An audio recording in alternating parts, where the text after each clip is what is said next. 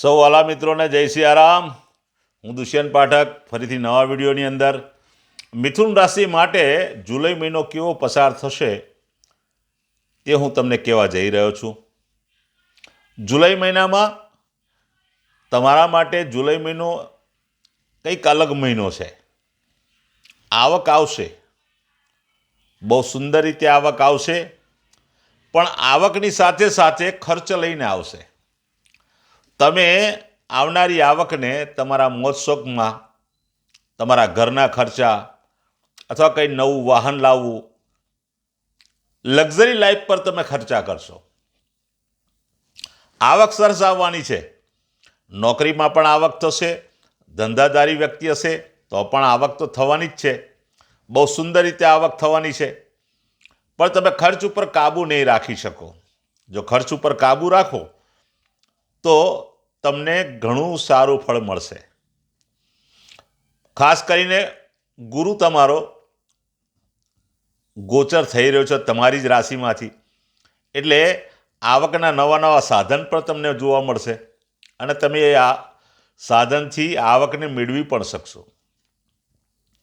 પણ મંગળ અને કેતુની યુતિ બને છે, જેના કારણે તમારી આવક આવશે પણ ખરી, જશે પણ ખરી।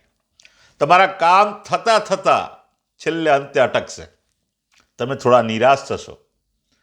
કોઈ વ્યક્તિ પાસે તમે જશો, કામ માગશો, કામ થશે, આવક આવવામાં વિલંબ કરશે। તો જુલાઈ મહિનો મિથુન રાશિ માટે લગભગ 80-90% સુધી સારો છે। 10%ની અંદર ખર્ચના લીધે થોડો પાછો પડે છે।